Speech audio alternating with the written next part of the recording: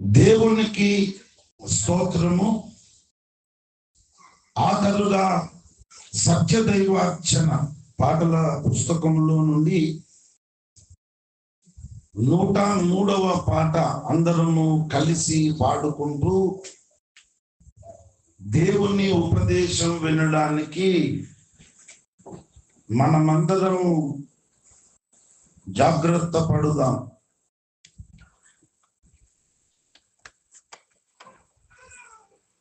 యేసయ్యా యేసయ్యా యేసయ్యా యేసయ్యా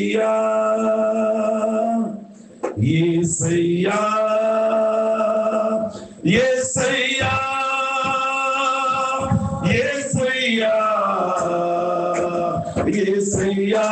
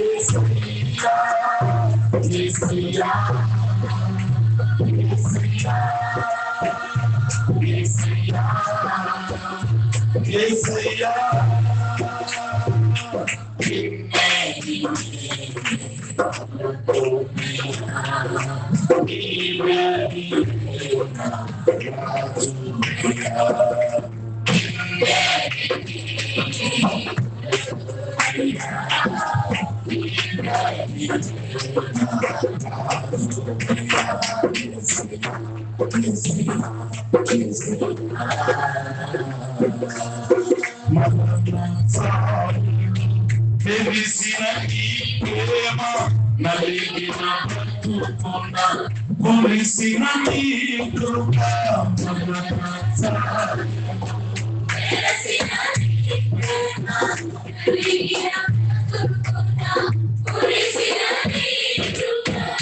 నన్ను బలపరచెనయ్యా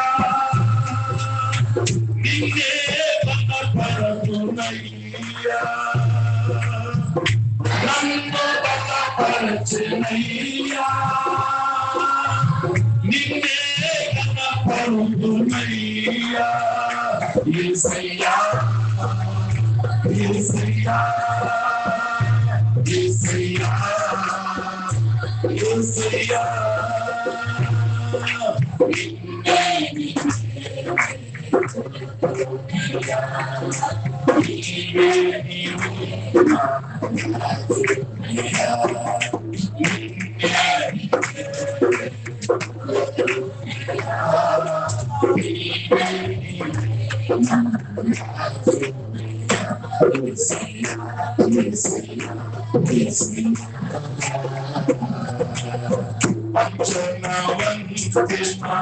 ఒలిగిన పాదాన పొసగక విసిగిన విసిలేగలగాన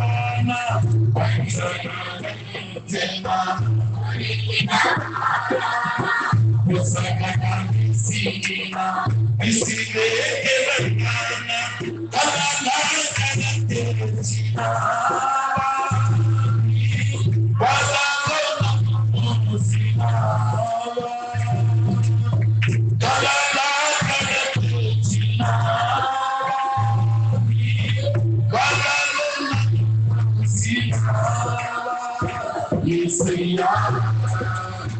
Yesaya,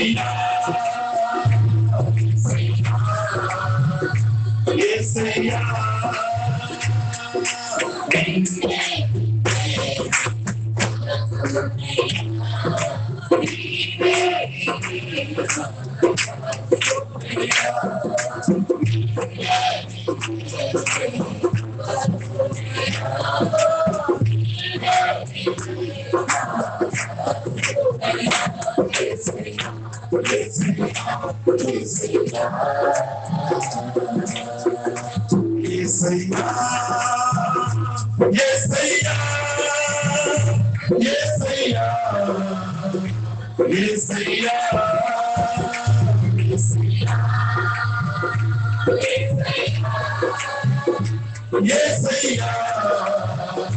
Yesaya,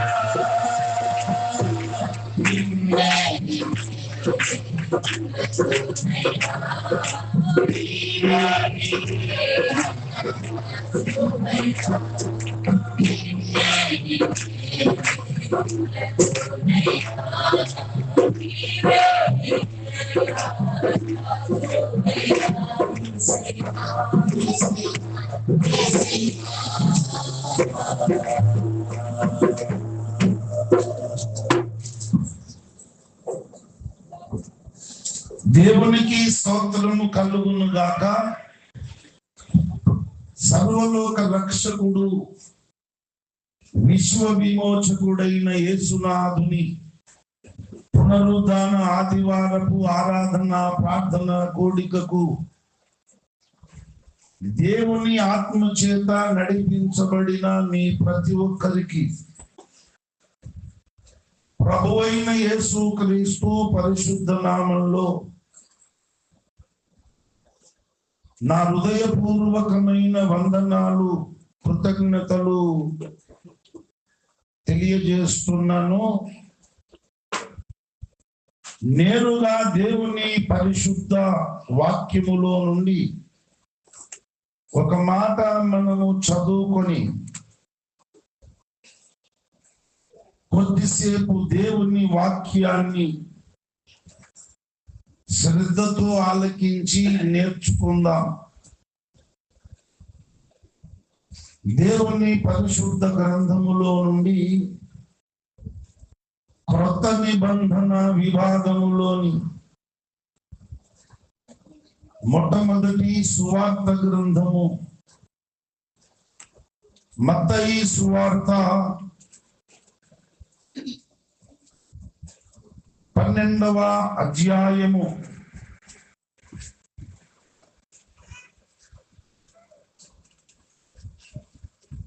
34వ వచనాన్ని నేనే చదువుతున్నాను. దయచేసి అందరూ బైబిల్ తెరిచి చూడండి. చదువుతున్న లేఖన భాగాన్ని శ్రద్ధతో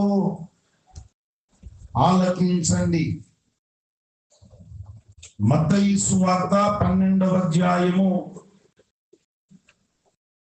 34వ వచనం. సర్ప సంతానమా,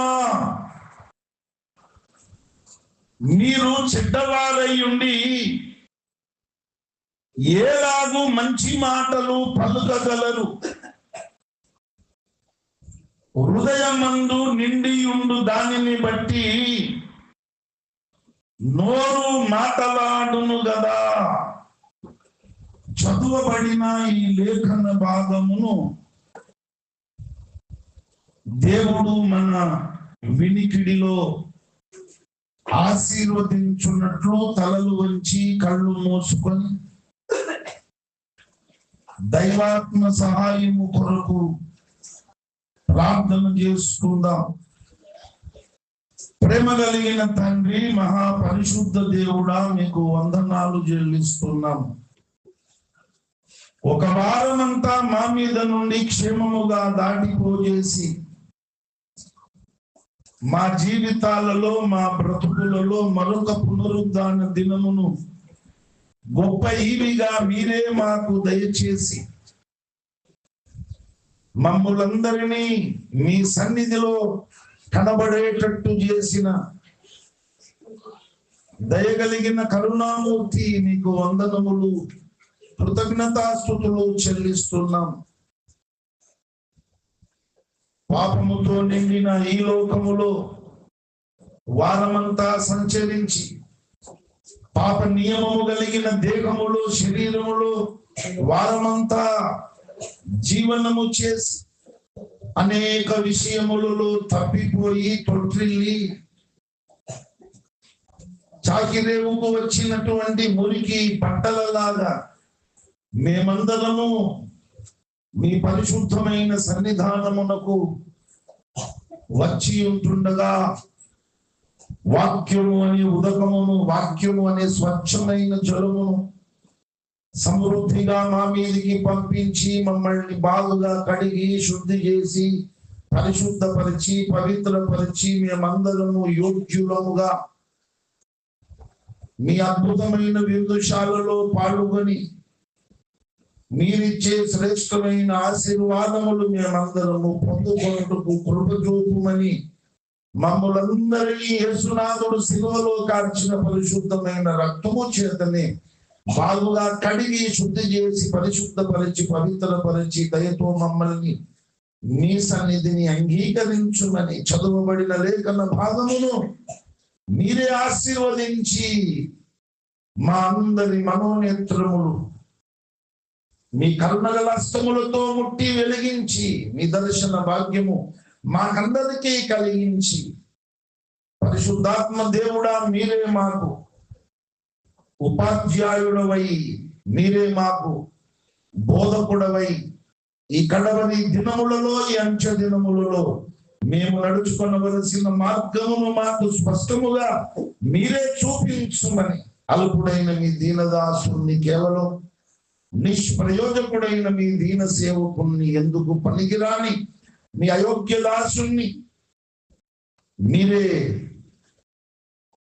కరుణగల హస్తము చాపి మీ చేతి నీడలో కప్పి పరిశుద్ధాత్మ అభిషేకముతో అభిషేకించి ఆత్మతో నింపి ఆత్మ వశునిగా చేసి మీ దాసుని అరకాలు మొదలుకొని నడినెత్తి వరకు పరిశుద్ధాత్మ అగ్ని చేత బాగుగా కాల్చి బంగారం వలె పుటము వేసి నీ దాసుని నోట నీ మాటలే ఉంచి నాతోనూ ఇక్కడ కూడి ఉన్న ప్రతి ఒక్కరితోనూ, రికార్డ్ అవుతున్న ఈ ఉపదేశం వినబోతున్న ప్రతి ఒక్కరితోనూ మీరే మాట్లాడమని యేసు క్రీస్తు పరిశుద్ధ నామములో ప్రార్థించి స్తుతించి వేడుకొనుచున్నాను పరమ తండ్రి. ఆమేన్, ఆమేన్, ఆమేన్. ప్రభునందు నాకు అత్యంత ప్రియులారా, మన నోటిని మనము జాగ్రత్తగా కాపాడుకోవాలని పరిశుద్ధ గ్రంథంలో పరిశుద్ధాత్మ దేవుడు హెచ్చరించినాడు. మనమున్నాము, మనకు ఒక నోరుంది. శరీరము ఒకటే అవయవముగా ఉండక అనేకమైన అవయవములు కలిసి ఒక శరీరం అన్నాడు పరిశుద్ధ గ్రంథంలో దేవుడు. శరీరము ఒకటే అవయవము కాదు, దేహము ఒకటే అవయవము కాదు. అరకాలు మొదలుకొని నడినెత్తి వరకు అనేకమైన అవయవములు కలిస్తేనే ఒక శరీరము, ఒక దేహము. మనకున్నటువంటి అనేకమైన అవయవములలో నోరు ఒకటి. నోటిని, నోరును చాలా జాగ్రత్తగా కాపాడుకోవాలి. లేకపోతే భక్తి జీవితం అంతా బూడిదలో పోసిన పన్నీరు అవుతుంది. భక్తి జీవితం అంతా వ్యర్థమైపోతుంది. యాకోబు వ్రాసిన పత్రిక 1వ అధ్యాయం 26వ వచనాన్ని మీరు చూడండి. ఎవడైనను నోటికి కళ్ళెము పెట్టుకొనక హృదయమును మోసపరుచుకొనుచు భక్తి గలవాడనని అనుకొనిన ఎడల వాని భక్తి వ్యర్థమే. ఆధ్యాత్మిక జీవిత యాత్రలో కొనసాగుతున్న మనం దేవభక్తి సాధకులముగా ప్రతినిత్యము మనం ముందుకు కొనసాగుతున్నాం. యేసుక్రీస్తు ప్రభువును స్వంత రక్షకునిగా, సత్యదేవునిగా మనం అంగీకరించాము, హృదయంలో చేర్చుకున్నాము. యేసుక్రీస్తు ప్రభువు వారు సిలువలో కార్చిన పరిశుద్ధమైన రక్తంలో జన్మ కర్మ పాపాలు కడుక్కున్నాము. యేసునందు విశ్వాసం ఉంచినాము. నీటిలో ముంచడము, బాప్తిజమము పొంది సంఘంలో చేర్చబడ్డాము. దేవుని కుటుంబంలోనికి వచ్చాము. ప్రతిరోజు మోకరించి దేవునికి ప్రార్థన చేసుకుంటున్నాం. ప్రతిరోజు పరిశుద్ధ గ్రంథాన్ని తెరిచి చదువుకుంటున్నాం. సమాజ కూటాలకు హాజరవుతున్నాము. క్రిస్మస్ పండుగ చేసుకుంటున్నాము. ఈస్టర్ పండుగ చేసుకుంటున్నాము. గుడ్ ఫ్రైడే రోజు దైవ సన్నిధికి వచ్చి దేవుని శిలువ మరణమును ధ్యానము చేసుకుంటున్నాం. అన్య జనాంగము ప్రవర్తించినట్టు మనము ప్రవర్తించక మనం ఒక నిష్ఠ కలిగి పథ్యము కూడా చేస్తున్నాం. మనం గ్రామంలో నడిచి వెళ్తా ఉంటే, లేక కారులో కానీ బైక్ మీద కానీ ప్రయాణం చేసి వెళ్తా ఉంటే కళ్ళు కాంపౌండ్లు ఉంటాయి. కళ్ళు తెల్ల కనబడుతుంది సీసంలో నింపి. ఇంకా అక్కడక్కడ రోడ్ల మీద ఈత చెట్లు బాగా ఈత వర్ణం పెంచి వాళ్ళందరూ అక్కడ కళ్ళు రొట్లు పెట్టి తెల్లటి బాటల్లో కళ్ళు అక్కడ పెడుతున్నారు. పోయిన వాళ్ళందరూ చూసి తాగాలని. అవన్నీ మనం చూస్తలేమా? ఎక్కడ రొట్లు కనబడినా, ఎక్కడ తెల్ల బాటల్లో కళ్ళు కనబడినా, ఈత వరం పక్క పొంటే పెట్టినా మనం ఎందుకు తాగలేం? పరిచయం చేస్తున్నాం. ఎందుకు? యేసు ప్రభువును నమ్ముకున్నామని. అలాగే వైన్స్ షాపులు ఉంటాయి. ఆ వైన్స్ లో బీర్లు, కోటర్లు, బాటిల్స్ కొనుక్కొని మనం వెళ్తా ఉంటే రోడ్డు మీద పూలుగులు ఉంటాయి కదా, ఆ పూలుగుల మీద కూర్చొని, ఆ చెట్ల కింద కూర్చొని, అటు సైడ్ కూర్చొని, ఆ మైదానంలో కూర్చొని ఒక మిక్చర్ ప్యాకెట్ తెచ్చుకొని, గ్లాసులు తెచ్చుకొని, కిల్లి 2 లీటర్ల కూల్ వాటర్ బాటిల్ తెచ్చుకొని ఒక నలుగురు కూర్చొని అందులో పోసుకుంటా మిక్చర్ తినుకుంటా తాగుతలేరా? వాళ్ళు మనుషులే, మనం మనుషులమే, మనం ఎందుకు తాగుతలేం? తాగాలనిపించినా ఎందుకు తాగుతలేం అంటే పథ్యం చేస్తున్నాం. లోకంలో దేవుని నమ్మని అన్యజనులు, రక్షణ పొందని ప్రజలు ఎట్లా పడితే అట్లా మాట్లాడుతున్నారు, ఎట్లా పడితే అట్లా ప్రవర్తిస్తున్నారు. వాళ్ళకి ఎట్లా జీవించాలనిపిస్తే అట్లనే జీవిస్తున్నారు. వన విడిచిన కోతులలాగా ఎవరికి వారే యమునా తీరే అన్నట్టు దైవ భీతి లేదు, దైవ భయము లేదు. ప్రపంచ మానవాళిని ఒకసారి మీరు గమనించి చూసినట్లయితే ఎంత దుర్మార్గంగా, ఎంత అన్యాయంగా, ఎంత అక్రమంగా బ్రతుకుతున్నారో చూడండి. వాళ్ళలాగా మనం బ్రతకాలంటే మనతోటి కాదు. ఎందుకు? మనం ఏం చేస్తున్నాం? పథ్యం చేస్తున్నాం. చేయాలనుకున్న పనులు చేయలేకపోతున్నాం.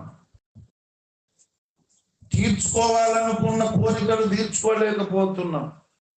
తినాలనుకున్న అన్ని పదార్థాలు తినకపోతున్నాము. త్రాగాలనుకున్న అన్ని పానీయాలు తాగలేకపోతున్నాం. అందరిలాగా అసలులా అని ఎగరాలని మనకు కూడా ఉంది కానీ ఎగరలేకపోతున్నాం. అవునా? ఎందుకు? యేసు ప్రభువును నమ్ముకున్నాం కనుక మేము భక్తి చేస్తున్నాం. ఇంత నిష్ట కలిగి, ఇంత పథ్యం చేసి, ఇంత భక్తి చేస్తే ఈ చిన్న నోరును కాపాడుకోకపోతే, ఈ చిన్న నోటిని అదుపులో పెట్టకపోతే నీ భక్తి జీవితం అంతా వ్యర్థమవుతుంది. బూడిదలో పోసిన పన్నీరైపోతుందని పరిశుద్ధాత్మ దేవుడు హెచ్చరిస్తున్నాడు. ఎవరైనాను నోటికి కళ్ళెము పెట్టుకొనక, పరిశుద్ధాత్మ దేవుడు పరుషంగానే మాట్లాడుతున్నాడు. ఎవరైనాను అనొచ్చు కదా. ఎవరైనాను అంటే స్థానిగా ఉంటది, ఎవరైనాను అంటే పరుషంగా ఉంటది. ఉంటదా? ఉండదా? ఎవరైనాను అంటే స్థానిగా మాట్లాడినట్టు ఉంటది, ఎవడైనాను అంటే పరుషంగా మాట్లాడినట్టు ఉంటుంది. పరిశుద్ధాత్ముడు స్థానిగా మాట్లాడుతుండా, పరుషంగా మాట్లాడుతున్నాడు? పరుషంగానే మాట్లాడుతున్నాడు. ఎవరైనాను, కొంతమంది అంటారు చూడు, కోన్ కిస్కా గొట్టంగాడు, ఎవడైనా సరే అంటారు. విన్నారా ఎప్పుడన్నా? నాకు కూడా తెలియదు అది, కానీ మాట్లాడేటప్పుడు విన్నా. కోన్ కిస్కా గొట్టంగాడు, ఎవడైనా సరే, ఐ డోంట్ కేర్ అంటారా? ఇప్పుడు కూడా అట్లే అంటున్నాడు. ఎవడైనాను, వాడు సేవకుడు గాని, సేవకురాలు గాని, విశ్వాసి గాని, విశ్వాసురాలు గాని, స్త్రీ గాని, పురుషుడు గాని, చిన్నోడు గాని, పెద్దోడు గాని,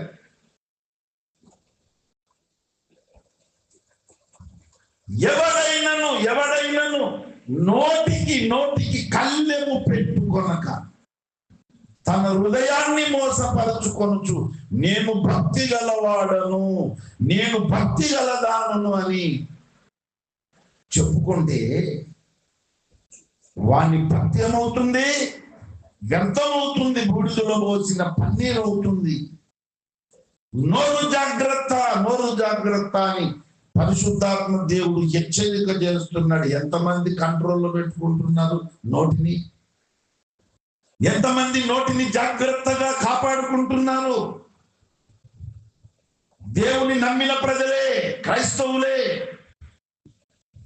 సంవత్సరాలు గడిచిపోతున్నాయి, సీనియారిటీ పెరిగిపోతుంది.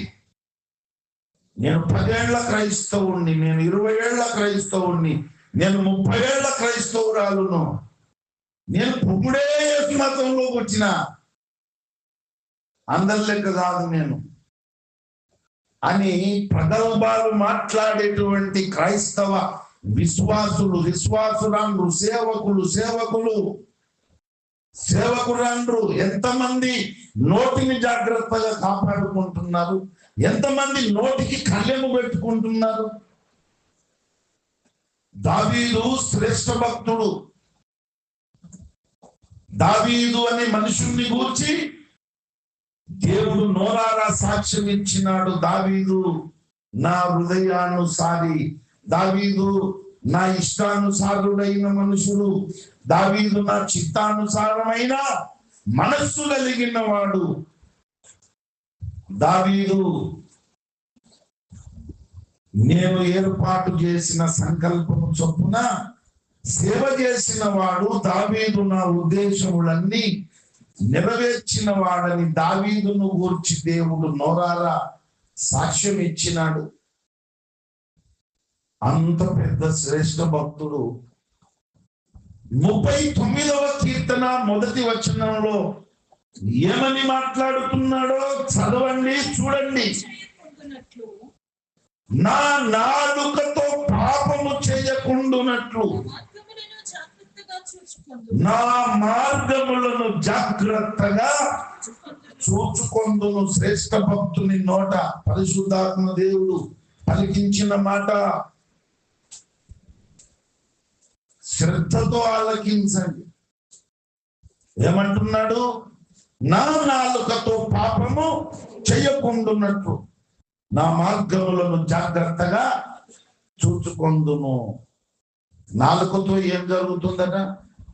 పాపము. అందుకే నా నోటిని నేను జాగ్రత్తగా చూచుకొందును, నా నాలుకను నేను అదుపులో పెట్టుకొని నా నోటికి కళ్ళెము నేను పెట్టుకుంటాను. విస్తారమైన మాటలలో దోషం ఉండక మానదని బైబిల్ చెబుతుంది. మనం ఏమో లడలడ వాగుతూనే ఉంటాం, నోరున్నది కదా. కానీ బైబిల్ ఏం చెబుతుంది? విస్తారమైన మాటలలో దోషం ఉండక మానదంటున్నాడు.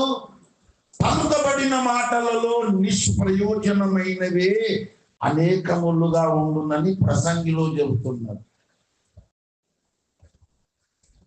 మరి ఏ బుర్రకెక్కినట్టు?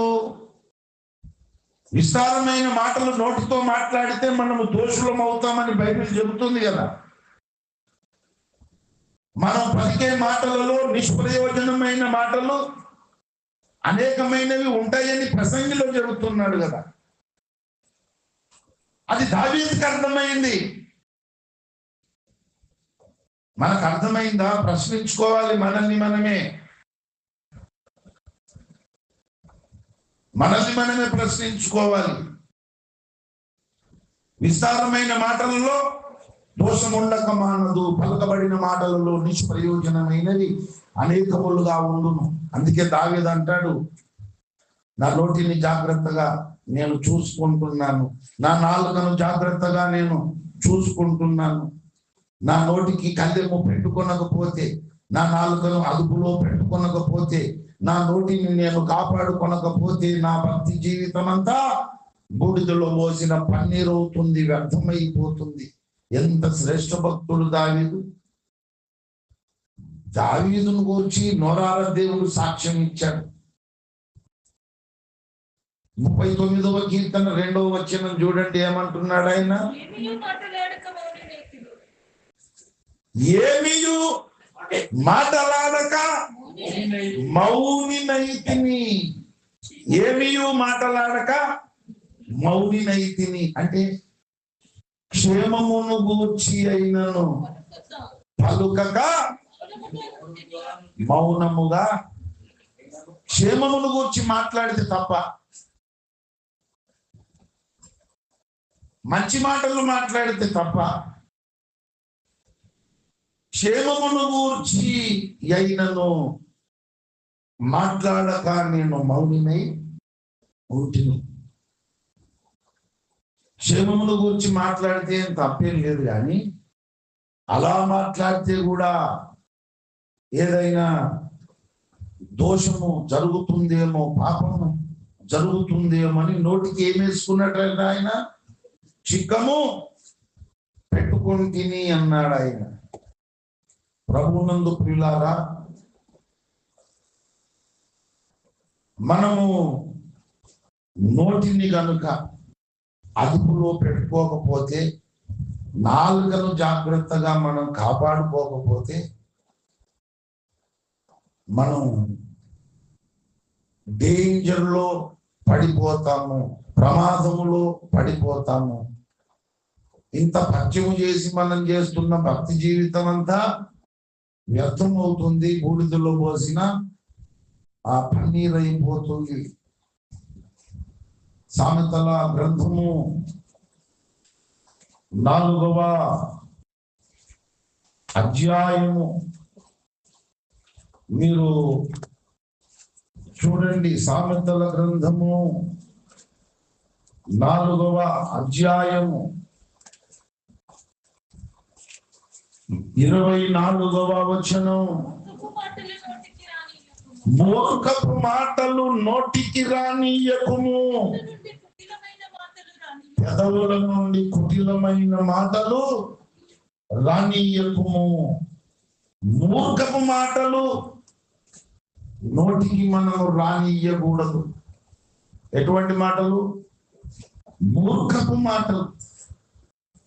కొంతమంది అస్తమానం మూర్ఖపు మాటలే మాట్లాడుతూ ఉంటారు, మంచి నీళ్లు తాగినట్టు.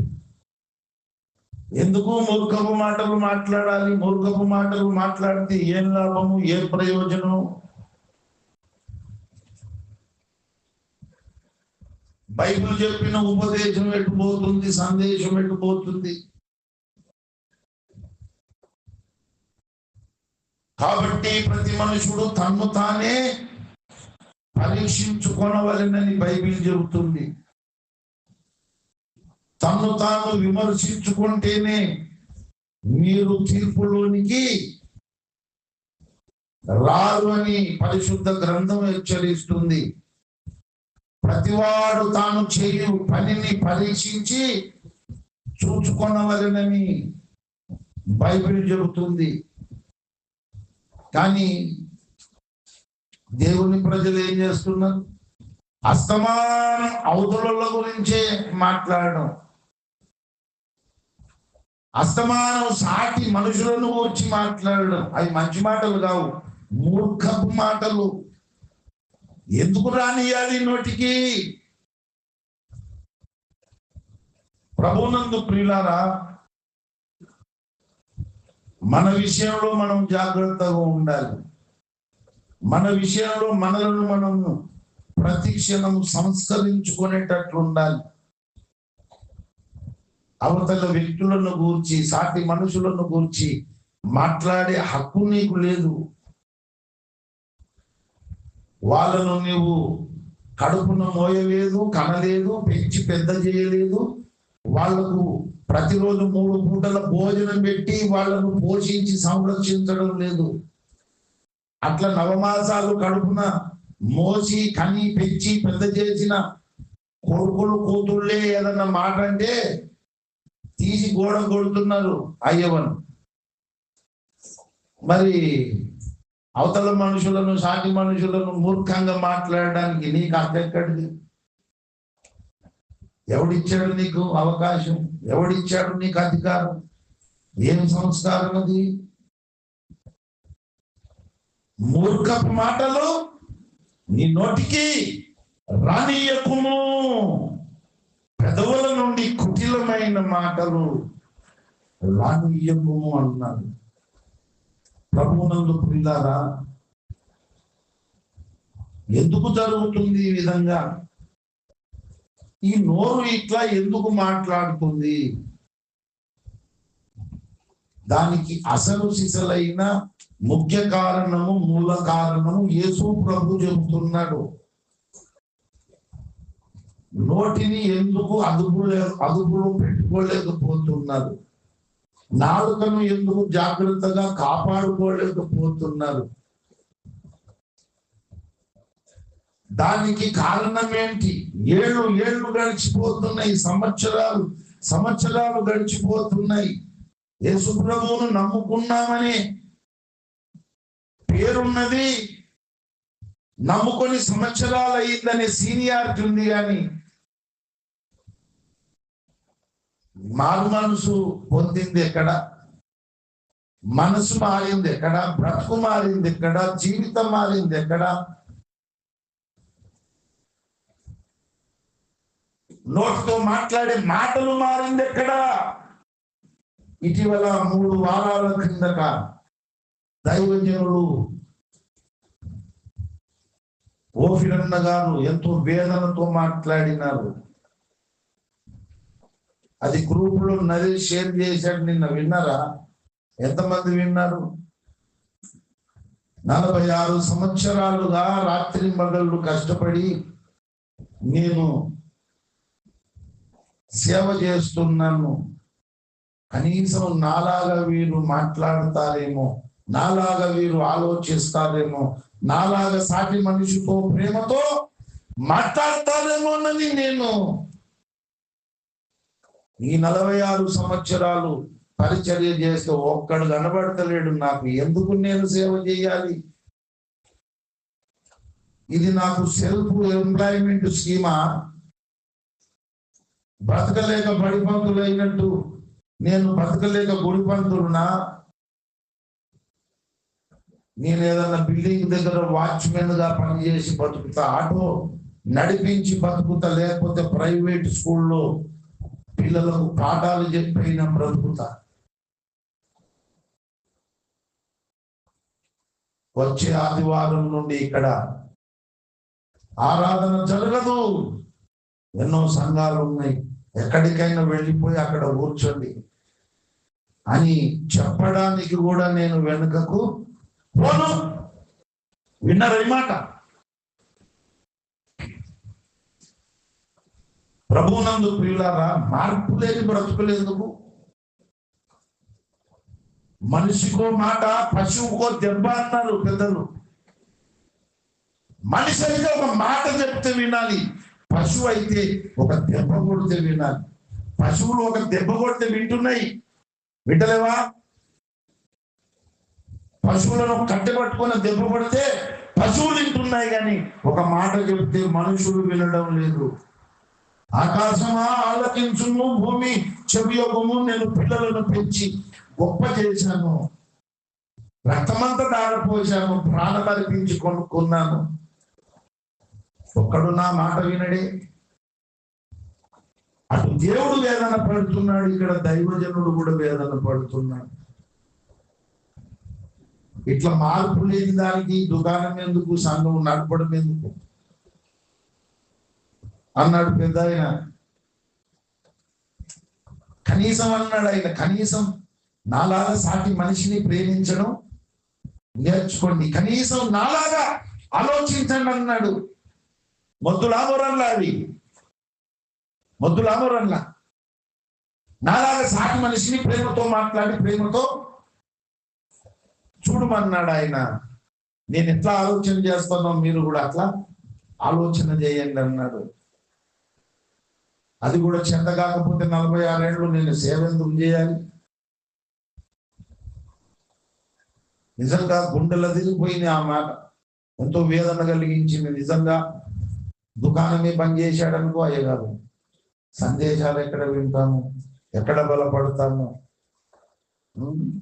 ఊహించుకుంటేనే చాలా భయంకరం అనిపించింది నాకైతే. ప్రభునందు ప్రియులారా, తమాషకు వస్తున్నాము గుడికి. ఏదో యేసు మతంలో ఉన్నాం కనుక ఆదివారం వచ్చింది, పోదాం, కూర్చుందాం, వద్దాం, మనం ఎట్లా బతుకుతున్నామో అట్లనే బతుకుతాం ఇక, అంతే.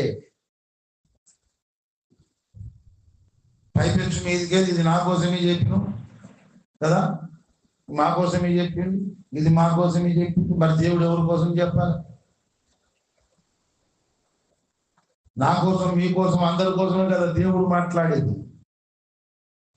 ఇప్పుడు నేను మాట్లాడుతున్న ఇదంతా మీకే, నాకేం సంబంధం లేదన్నట్టు నేను ఉండా. నాకు తెలుసు లేఖనం, ఎదుటి వారికి బోధించు, నీకు నీవే బోధించుకున్నవా అని దేవుడు హెచ్చరిస్తున్నాడు. నా నోటికి నా చెవుల దగ్గర ఉన్నాయి. ఈ పాఠం నాకు తర్వాతనే వాళ్ళు అనుకుంటా. నేను ఎప్పుడు కూడా దేవుడు మాట్లాడినప్పుడు ఇది నాకు చెందనిది అనుకోను. స్వపరీక్ష సమయంలో నేను నాతో మాట్లాడినవు స్వామిని, నేను మార్చుకునేది ఏదన్నా ఉంటే మార్చుకుంటా, సంస్కరించుకునేది ఏదన్నా ఉంటే సంస్కరించుకుంటా. దేవాని ఉపదేశం ప్రకారం బ్రతికేటట్టు నాకు సహాయం చేయమని దేవుని నేను అడుగుతాను. స్వపరీక్ష సమయం ఉంటది కదా మనకు. మీరేం చేస్తారో నాకు తెలియదు, మీరు ఎలా ఆలోచన చేస్తారో తెలియదు, ఏం ప్రార్థన చేసుకుంటారో తెలియదు, ఏం తీర్మానం చేసుకుంటారో నాకైతే తెలియదు. నేనైతే ఈ సందేశం నాతో మాట్లాడినావు. ఇది గొప్పలాంటి విషయంలో నేను సంస్కరణ పొందుకోవాలి, ఫలాని విషయంలో మారాలి. నా బ్రతుకులోకి, నా జీవితంలోకి నేను తొంగి చూసుకుంటే నువ్వు చేసిన ఉపదేశానికి ఫలానివి సరిపోవడం లేదు. అలా ఉండడం నాకు క్షేమకరం కాదని దేవుణ్ణి బతిమాలి అడుగుతున్నాను. ప్రభువునందు ప్రియులారా, మార్పు లేని క్రైస్తవ జీవితం ఒక క్రైస్తవ జీవితమేనా? యేసు ప్రభువును నమ్ముకొని ఏళ్ళు గడిచినా బ్రతుకు మారదు, మాటలు మారవు,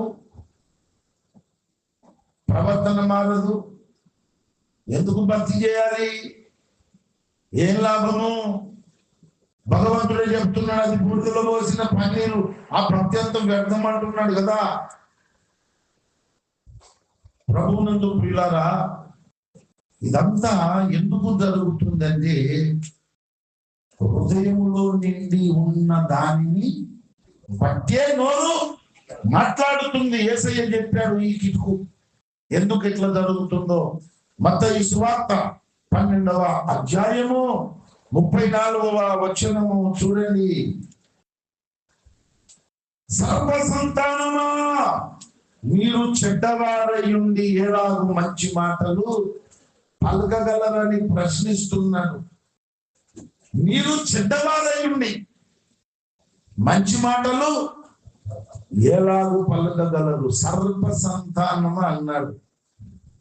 ఇక్కడ సర్పం అంటే ఎవడు? ఆదికాండం 3వ అధ్యాయంలో కనబడతాడు. వాడు దేవుడు సృజించిన భూజంతువులలో సర్పము యుక్తి గలదై ఉండెను. వాడే సర్వలోక మోసగాడు, వాడే అపవాది, వాడే సాతాను, వాడే లయకర్త, నాశనము చేయువాడు, వాడే దుష్టుడు. ఆ విషయం మాట్లాడుతున్నాడు. సర్వ సంతానమా,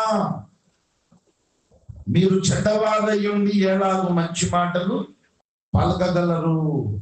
ఇప్పుడు చెడ్డ మాటలు మరి మాట్లాడేవాళ్ళు ఎవరన్నమాట? సర్ప సంతానమా అన్నాడు.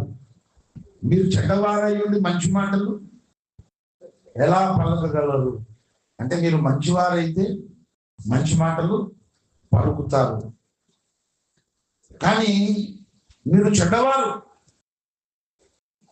సర్పపు లక్షణాలు ఉన్నాయి. ఆది మహాఘటా సర్పం అని, ఆది సర్పం అని బైబిల్లో చెబుతున్నాడు కదా దేవుడు, దుష్టుడైన అపవాదిని గురించి. ఆ సర్పము యొక్క లక్షణాలు ఉన్నవాళ్ళు చెడ్డవాళ్ళు. వాళ్ళు మంచి మాటలు మాట్లాడలేరు, మంచి మాటలు పలకలేరు. ఎందుకంటే వాళ్ళ హృదయం అంతా దుష్టత్వముతో, దుర్మార్గముతో, అన్యాయముతో, అక్రమముతో నిండి ఉన్నది. కాబట్టి హృదయములో ఏదైతే నిండి ఉన్నదో దానిని బట్టి ఈ నోరు మాట్లాడుతుంది.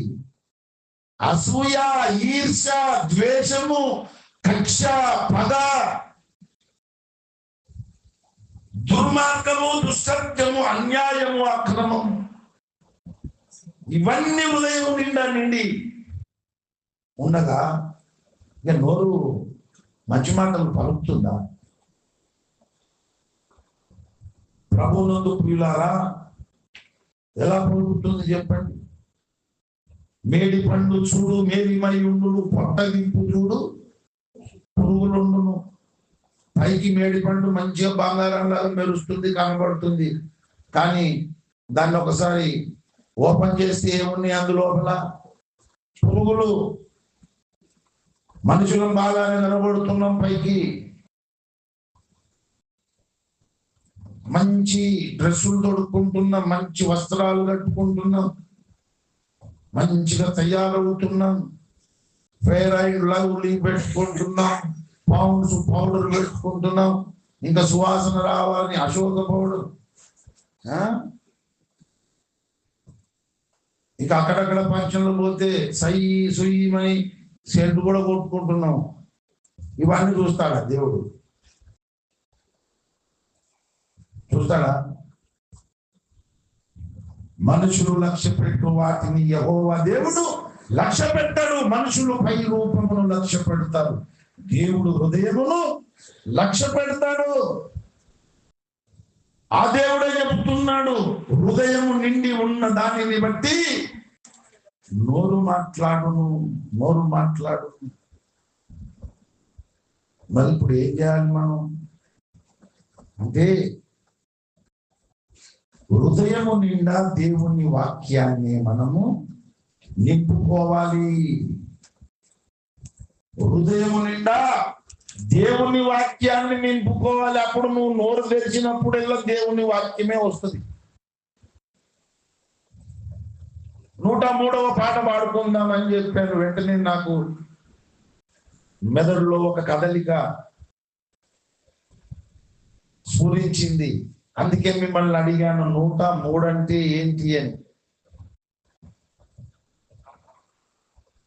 నా ప్రాణమా యెహోవాను సన్నుతించుము, నా అంతరంగముననున్న సమస్తమా ఆయన పరిశుద్ధ నామమును సన్నుతించుమని నేను చెప్పాను. 103 అనగానే మీకు అందరికి కూడా స్ట్రైక్ అయ్యి అందరూ కలిసి ముక్తకంఠంతో మీరు ఆ వచనం చదవగలిగితే ఎంత బాగుంటుండే, ఎంత సంతోషపడేవాడిని అంటే ఎగిరి గంతేసేవాడిని. అబ్బా తిప్పలబడ్డందుకు పర్వాలేదులే అని అనుకునేవాడిని. ఒకవేళ ఎవరు కూడా మాట్లాడతలేరు కదా అని చెప్పి నేనెందుకు మాట్లాడాలని చెప్పి సిగ్గుపడినా, కనీసం మనసులోనైనా ఆ మాట మీకు స్ఫురిస్తే, గుర్తుకొస్తే మీరు ధన్యులే. 103 అనగానే మీకు ఆ వచనం గుర్తొస్తే మీరు ధన్యులే. ఎందుకంటే మనసులో మీకు వచ్చినటువంటి స్ఫూర్తి కూడా దేవుడు చూస్తాడు. మనుషులు పై రూపాన్ని లక్ష్య పెడతారు, మన దేవుడేమో హృదయమును లక్ష్య పెడతాడు. ఆ దేవుడే మాట్లాడుతున్నాడు, హృదయము నిండి ఉన్న దానిని బట్టి నోరు మాట్లాడును. మరి ఏమి నింపుకోవాలి హృదయంలో? కొలస్సీ పత్రిక 3వ అధ్యాయము 16వ వచనం, సంగీతములతోను కీర్తనలతోను ఆత్మ సంబంధమైన పద్యములతోను ఒకనికి ఒకడు బోధించుచు బుద్ధి చెప్పుచు కృపా సహితముగా మీ హృదయములలో దేవునిని గూర్చి గానము చేయుచు సమస్త విధములైన జ్ఞానముతో క్రీస్తు వాక్యము మీ హృదయములలో సమృద్ధిగా నివసింప నియుడి. క్రీస్తు వాక్యము మన హృదయంలో సమృద్ధిగా నివసించాలన్నాడు. ఎవరి వాక్యము? క్రీస్తు వాక్యము. క్రీస్తు వాక్యము మన హృదయంలో సగమా, అరకొరనా, ఎంత నిండి ఉండాలట? సమృద్ధిగా నివసింపనీయుడి అని అడుగుతున్నాడు. అంటే అర్థం ఏంటి?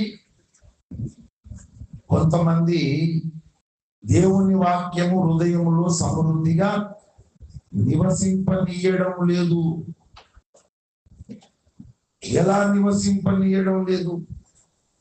దేవుని వాక్యము మన అందరి హృదయాలలో సమృద్ధిగా నివసించాలనే కోరిక మనకందరికి లేదా?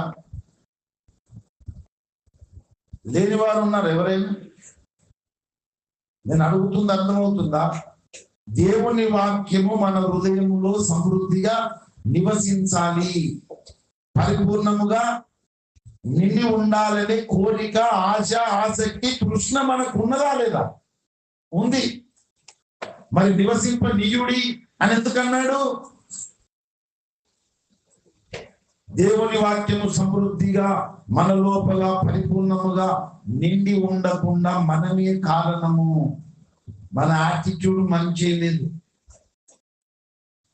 మన విధానము మంచిగా లేదు. అందుకే దేవుని వాక్యము సమృద్ధిగా పరిపూర్ణముగా మన హృదయంలో నిండి ఉండడం లేదు. నివసింపనీయుడని దేవుడు అంటున్నాడు. నివసించకుండా మనమే మన యాటిట్యూడ్తో కారణమవుతున్నాం.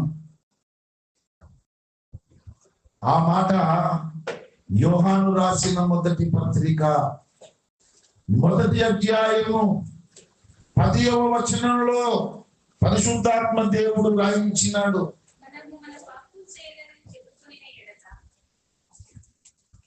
యోహాను రాసిన మొదటి పత్రిక 1వ అధ్యాయం 10వ వచనం, మనము పాపము చెయ్యలేదని చెప్పుకొని ఎడల దేవుణ్ణి అబద్ధికునిగా చేయువారమగుదుము, మరియు ఆయన వాక్యము మనలో ఉండదు. ఇది కొలస్సీ పత్రిక 3:16 లింక్. నివసింపనీయుడి అన్నాడు కదా, నివసించకపోవడానికి కారణం ఏంటి? మనము పాపము లేని వారమని చెప్పుకోవడం, మనము పాపము చేయలేదని చెప్పుకోవడం. ఇటువంటి యాటిట్యూడ్ ఉండడం ద్వారా దేవుణ్ణి అబద్ధికుణ్ణి చేస్తున్నాం. ఆయన సత్యదేవుడు, సత్యదేవుణ్ణి అబద్ధికుణ్ణి చేస్తున్నాము. అందుచేత వాక్యం అనేది మనలో ఉండదని పరిశుద్ధాత్మ దేవుడే చెబుతున్నాడు. పవిత్రుడును, నిర్దోషియు, నిష్కలంకుడును, పాపులలో చేరక ప్రత్యేకంగా ఉన్నవాడు, నాలో పాపం ఉన్నదని ఎవడు స్థాపించునని చెప్పాడు యేసయ్య. ఆ యేసయ్య నేను నమ్ముకొని హృదయంలో చేర్చుకొని మనమందరం కూడా పాపము లేని వారమని చెప్పుకుంటే, పాపం చేయలేదని చెప్పుకుంటే ఇక ఆయన అబద్ధికుడు కదా.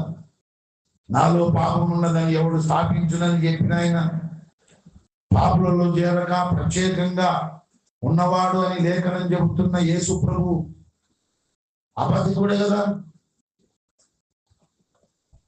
అటువంటి యాటిట్యూడ్ ఉండడం ద్వారా వాక్యము సమృద్ధిగా నివసింపదు. వాక్యము సమృద్ధిగా మన హృదయంలో నివసించాలంటే మొట్టమొదట యేసు ప్రభు దగ్గర అయ్యా బాంఛం కాల్మోక్త అన్నట్టే ఉండాలి. ఇది మొదటిది, బాగా గుర్తుపెట్టుకోండి. మన మైండ్, మన యాటిట్యూడ్ ఎట్టుండాలి? యేసు ప్రభు దగ్గర మోకరించిన, యేసు ప్రభు పేరు మనకు గుర్తొచ్చిన, అయ్యా కాల్మోక్త బాంఛము, నువ్వెంత ఉత్తముడివి, నేనెంత అదముని అన్నట్టే మన మనసు ఉండాలి హృదయపూర్వకంగా. ఆ తరువాత ప్రతిరోజు పరిశుద్ధ గ్రంథాన్ని బాగా చదవాలి, ప్రసంగాలు బాగా వినాలి, సమాజ కూటాలకు వచ్చి దేవుని ఉపదేశం నేర్చుకోవాలి. అప్పుడు నీ హృదయం నిండా దేవుని వాక్యమే నింపబడి ఉంటుంది. నువ్వు ఎక్కడ ఎప్పుడు నోరు తెరిచినా నీకు తెలియకుండానే దేవుని మాటలే నీ నోటికి వచ్చేస్తాయి. మూర్ఖ మాటలు రావు, దూషణ మాటలు రావు, శాపవచనాలు రావు. ఎప్పుడు వస్తాయని?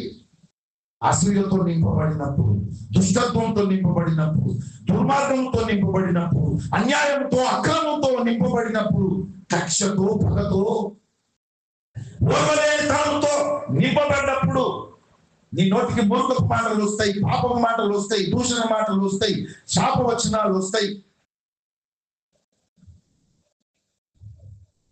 ఎప్పుడు మాట్లాడినా పెండలో రాయేసినట్టే వస్తాయి మాటలు. ఎందుకు? అందరికి జిట్టుతుంది కదా. గౌడు బర్రె పెండ పెట్టింది, ఏదో ఆపముంచడం మాట్లాడుకుంటున్నారు అందరూ చుట్టూ నిలబడి. ఎందుకంటే గౌడు బర్రె పెండలు చూడక అప్పుడు వాళ్ళే వాళ్ళ మీద అది. కానీ వాళ్ళేదో మంచి మాటలు మాట్లాడుకుని ఆపముంచడం చెప్పుకుంటే రాయి తీసి పెండలో వేస్తే ఆ పెండంతా చుట్టూ ఉన్న అందరికీ బట్టల మీద పడ్డది. అట్లుంటే కొంతమంది మాట్లాడి. అందుకు చెప్తున్నాడు, భక్తి జీవితం వ్యర్థమైపోతుంది నోటిని కాపాడుకోకపోతే, నాలుకను అదుపులో పెట్టుకోకపోతే. జీవమరణములు నాలుక వశమన్నాడు పరిశుద్ధాత్మ దేవుడు. దాని యందు ప్రీతి పడువారు దాని ఫలము తిందురు అన్నాడు. నువ్వే చెట్టు పెట్టుకుంటువి, అది పెరిగి పెద్దయి కాయలు కాసి పండ్లైన తినాలి కదా. మరి తప్పకుండా తినవలసి వస్తుంది. ప్రభువునందు ప్రియులారా, హృదయం నిండి ఉన్న దానిని బట్టి నోరు మాట్లాడుతుంది కదా. హృదయం నిండా ఏమి నింపబడాలి? దేవుని వాక్యము, క్రీస్తు వాక్యము. ఎలా నింపుకోవాలి? యేసయ్య పాదాల చెంత మోకరించి, అయ్యా కాలముక్త బాంచిన నాయన నువ్వెక్కడా నేనెక్కడా అని సుంకరికి కలిగిన మనస్తత్వం. దేవా పాపినైనా నన్ను కరుణించుమన్నాడు కదా.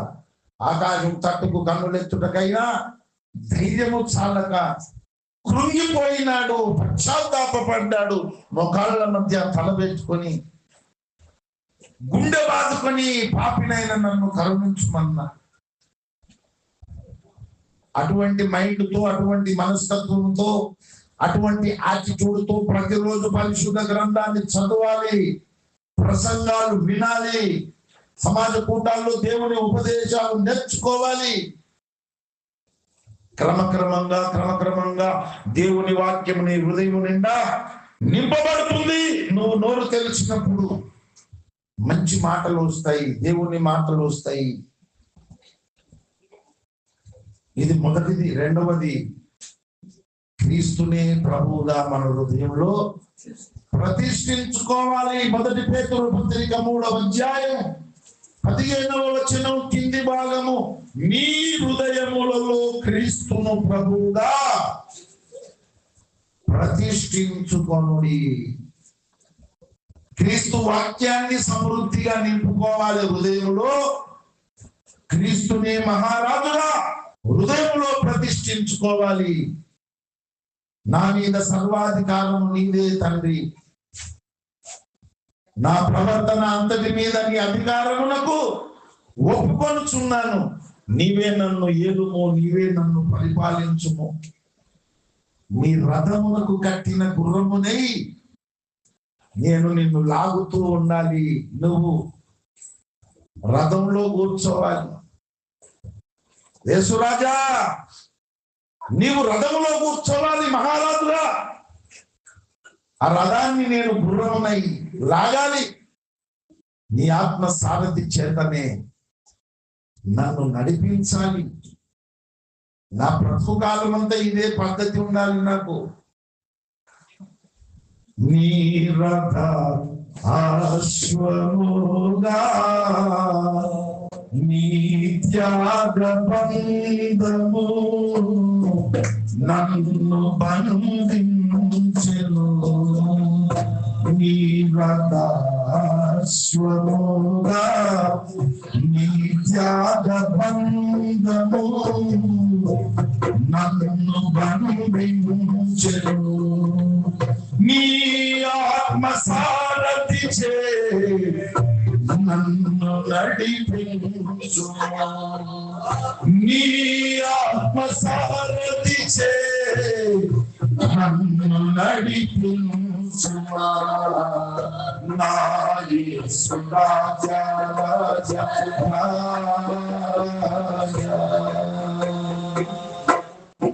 నీ ఆత్మ సారథి చేత నన్ను నడిపించు రథములో మహారాజుగా నీవు కూర్చో రథాన్ని లాగే గుర్రం అయిపోతా నేను అంటే దాని అర్థం ఏంటి నా ప్రవర్తన అంతటి మీద నీవే మహారాజువై అధికారము చెయ్యాలి అని క్రీస్తును ప్రభువుగా హృదయములో ప్రతిష్ఠించుకోవాలి ఈ రెండు పనులు చేయాలి హృదయము నిండా దేవుని వాక్యమునే నింపుకోవాలి వాక్య స్వరూపుడైనటువంటి క్రీస్తును హృదయములో మహారాజుగా ప్రతిష్ఠించుకోవాలి అప్పుడు నీ హృదయంలో ఏముంటుంది చెప్పండి మహారాజుగా దగదగా మెరిసిపోతున్న క్రీస్తు ఉంటాడు ఆ క్రీస్తు వాక్యమే ఉంటుంది ఇంకేది ఉండదు అప్పుడు నువ్వు ఎక్కడ నోరు తెరిచినా మంచి మాటలు వస్తాయి నువ్వెక్కడ నోరు తెరిచి మాట్లాడినా 66 గ్రంథాల పరిశుద్ధ గ్రంథములో ఉన్నటువంటి పరిధిలోనే నువ్వు మాట్లాడతావు ఆ పరిధి దాటి నువ్వు మాట్లాడలేవు నీ హృదయం నిండా పరిశుద్ధ గ్రంథం 66 గ్రంథాలు నిండి ఉన్నాయి ఈ పరిశుద్ధ గ్రంథాన్ని ఇచ్చిన క్రీస్తు నీ హృదయం నిండా నిండి ఉన్నాడు ఇక నువ్వు ఎక్కడ నోరు తెరిచినా ఎక్కడ నోరు తెరిచి మాట్లాడినా నీలో పరిశుద్ధ గ్రంథము పరిధిలోని మాటలే వస్తాయి ఇంకేమి రావు అప్పుడు నీ భక్తి జీవితము పరమార్థం అవుతుంది భక్తిలో ఉన్న శక్తిని అనుభవిస్తావు దేవుడు ఉండే సత్యలోకంలో యుగ యుగాలు శాశ్వత కాలం ఉన్నత మహిమలో నువ్వు ఉంటావు అలా కాకుండా దేవుడు ఏం మాట్లాడినా పట్టించుకోకుండా ఎన్నేళ్లుగా ఎన్ని ఉపదేశాలు చేసినా నిర్లక్ష్యం చేసుకుంటా నేనైతే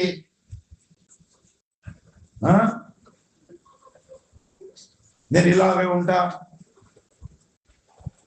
అన్నట్టు భీష్మించుకొని ఉంటే అటువంటి యాటిట్యూడ్ ఉన్న వాళ్ళకు ప్రమాదం తప్పదు ఎవరు ఏమి చేయలేరు దేవుడు కూడా ఏం చేయలేడు దేవుడు మాట్లాడితే వినాలి కదా ఏశావు అంటే ఎర్రని వాడని అర్థం యాకోబు అంటే మోసగాడని అర్థం మోసగాడే దేవునికి అంత ఇష్టడైనప్పుడు ఎర్రని వాడు ఇంకెంత ఇష్టడై ఉండాలి ఎంత చెప్పినా వాడు మారు మనసు పొందలేదు బతుకు మార్చుకోలేదు జీవితం మార్చుకోలేదు ఏశావు తర్వాత ఎప్పటికో ఒకప్పుడు అది నేను మారు మనసు పొందాలి అనే ఆలోచన వచ్చింది పొందుదాం అనుకున్నాడు కానీ అప్పటికే పుణ్యకాలం దాటిపోయింది మారు మనసు పొందే అవకాశము లేకుండా పోయింది కన్నీళ్లు విడిచాడు లాభం లేదు మారు మనసు పొందే అవకాశం దాటిపోయింది అటువంటి దుష్టుడు వ్యభిచారి ఎవడైనా మీలో ఉన్నాడేమో మీరు చూసుకోండి అని హెచ్చరిక చేస్తున్నాడు దేవుడు మనం కయ్యూని వంటి వారమై ఉండరాదన్నాడు అంటే ఎవరున్నారు సంఘంలో కయ్యూను మనస్తత్వం కలిగిన వాళ్ళు ఉన్నారు ఎవరున్నారు సంఘంలో ఏశావు మనస్తత్వం కలిగిన వాళ్ళు ఉన్నారు కయ్యూను అనేవాడు హృదయం నిండా ద్వేషాన్ని నింపుకొని సొంత తమ్ముడు కొట్టి చంపినాడు దుర్మార్గుడు. ఎదుటి మనిషిని నువ్వు దేశిస్తే నరాంతకుడు అన్నాడు దేవుడు.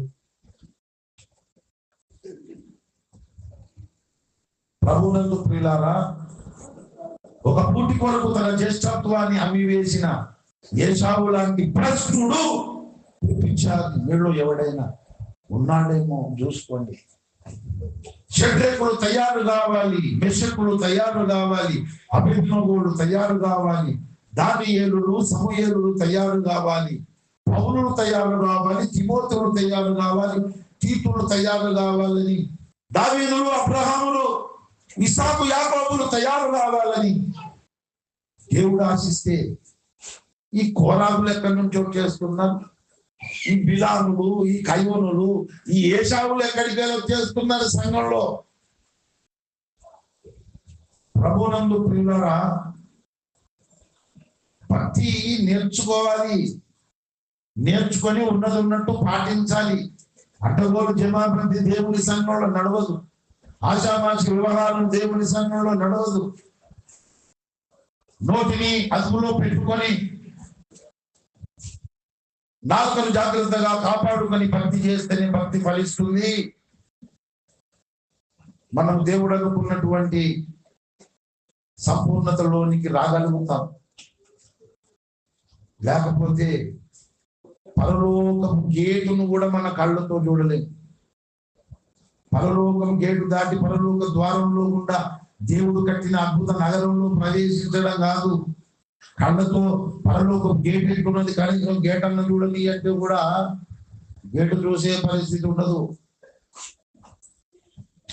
ప్రభువునందు ప్రియులారా, పరిసయ్యుల నీతి కంటే, శాస్త్రుల నీతి కంటే మీ నీతి అధికం కాకపోతే మీరు పరలోక రాజ్యమును చూడలేరు అన్నాడు. ఒకడు కొత్తగా జన్మించితేనే తప్ప వాడు పరలోక రాజ్యమును చూడలేడన్నాడు యేసయ్య. కొత్త జన్మ అనుభవం ఉన్న వాళ్ళు ఎలా ఉంటారు? నూతనముగా జన్మించిన శిశువులను పోలిన వారుగా ఉంటారు. ఆ మాట మనకు మొదటి పేతురు పత్రిక 2వ అధ్యాయంలో పరిశుద్ధాత్మ దేవుడు మాట్లాడుతున్నాడు. నూతన జన్మ కలిగిన వారు ఎలా ఉంటారంటే కొత్తగా జన్మించిన శిశువుల లాగా ఉంటారు. కొత్తగా జన్మించిన శిశువుల లక్షణాలు చెబుతున్నాడు అక్కడ. ఏమంటున్నాడు చెప్పండి? ప్రభువు దయాళుడని మీరు రుచి చూసి ఉన్న ఎడల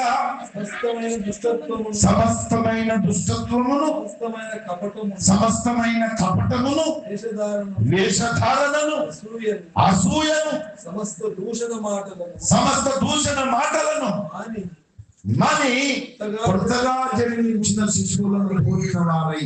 అంటే నూతనంగా జన్మించిన వాళ్ళు అటువంటి లక్షణాలు కలిగి ఉండరు. అవి ఉన్నాయంటే ఇంకా నువ్వు కొత్తగా పుట్టినట్టు లెక్క. అట్లెందుకు సార్? 50 ఏళ్ళైంది, 60 ఏళ్ళైంది, 70 ఏళ్ళైంది యేసుప్రభువుని నమ్ముకొని నేను పుట్టలేదంటవా? అది పుట్టలేదని బైబిల్ అంటుంది, నేను కాదు. ఎందుకంటే లక్షణాలు పుష్కలంగా కనబడుతున్నాయి కదా నీ లోపల. నువ్వు ఎట్లా పుట్టినట్టు? కొత్తగా ఎట్లా జన్మించినట్టు?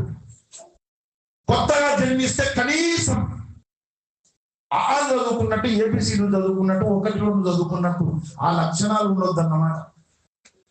ప్రాథమిక పాఠాలు, మూల పాఠాలు అవి. నూతనముగా జన్మించిన వాళ్ళు, కొత్తగా జన్మించిన శిశువులు ఎలా ఉంటారు? చెప్పండి. ఎన్ని మాటలు ఉన్నాయి అక్కడ? వాళ్ళ లోపల ఏముండదు? దుష్టత్వం ఉండదు. దుష్టత్వం అంటేనే నాలుక. నిరర్గళమైన దుష్టత్వమే అన్నాడు. ఎక్కడ? యాకోబు 3లో అన్నాడు. నాలుక అగ్నియే, ఎంత కొంచెము నిప్పు, ఎంత విస్తారమైన అడవి తగలబెట్టును అలాగే నాలుక కూడా సర్వ శరీరానికి మాలిన్యము కలుగజేసి ప్రకృతి చక్రమునకు చిచ్చు పెట్టును. అది నిరర్గళమైన దుష్టత్వమే అన్నాడు. కొత్తగా జన్మించినటువంటి శిశువులు నోటిని అదుపులో పెట్టుకుంటారు. మూర్ఖపు మాటలు నోటికి రానివారు, నోటికి కళ్ళెం పెట్టుకుంటారు. దుష్టత్వం ఉండదు కొత్తగా జన్మించిన వాళ్ళు. రెండవది కపటం ఉండదు. మూడవది వేషధారణ ఉండదు. నాలుగవది అసూయ ఉండదు. దూషణ మాటలు వారిలో ఉండవు. ఇవి ప్రాథమిక లక్షణాలు. కొత్తగా జన్మించిన శిశువులలో కనబడే ప్రాథమిక లక్షణాలు ఇవి ఉంటే కొత్తగా పుట్టినట్టు మనకు మనం మార్కులు వేసుకోవాలి, సర్టిఫికేట్ ఇచ్చుకోవాలి. ఇవి లేకపోతే మనం ఇంకా పుట్టలేదు, పుట్టడానికి ప్రయత్నం అమ్మా చెయ్యాలి. అంటే ఇంతకుముందు ఉన్న దాంతో ఉట్టిదేనంటే మరి ఉట్టిదాన్ని పట్టుకొని గట్టిదనుకుంటే బల్బు కాదురా బాబు అన్నట్టు అవుతుంది. డాక్టర్ చేతి పట్టుకొని ఏం లాభం? అట్లా ఉండదు.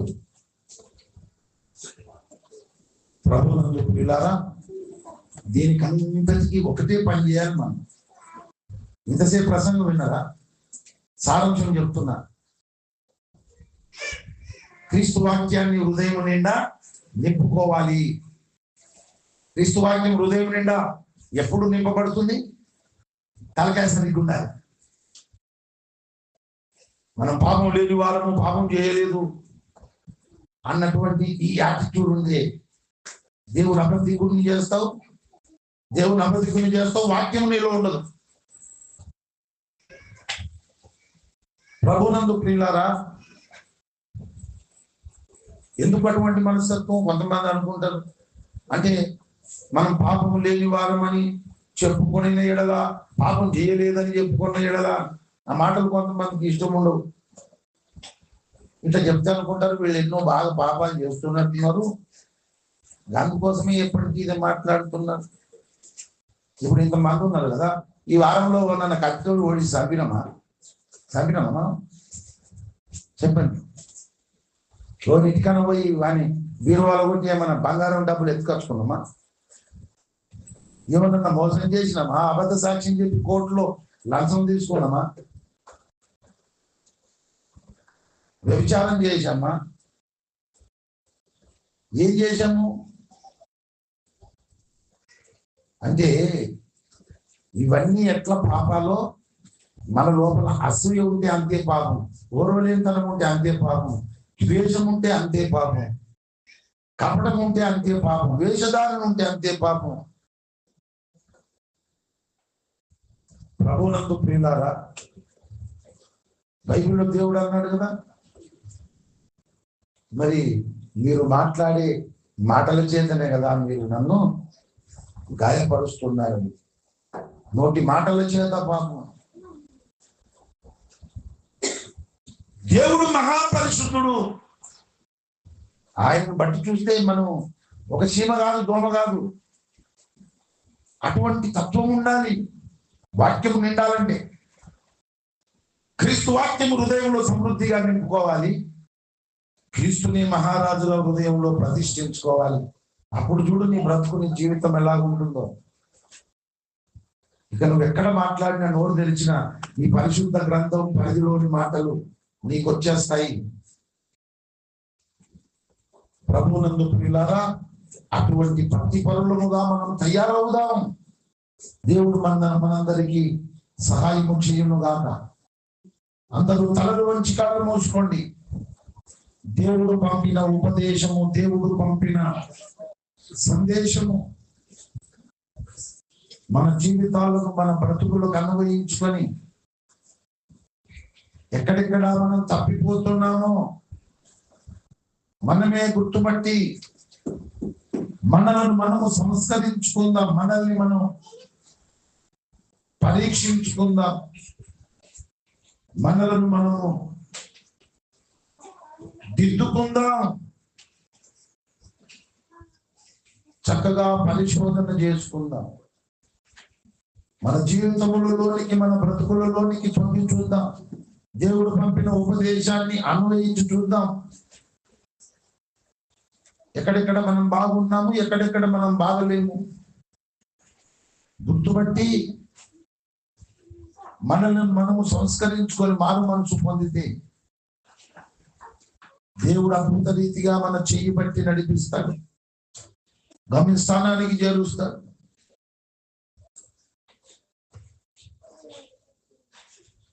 మనమందరము కూడా ఈ సమయాన్ని చాలా చక్కగా సద్వినియోగం చేసుకుందాం.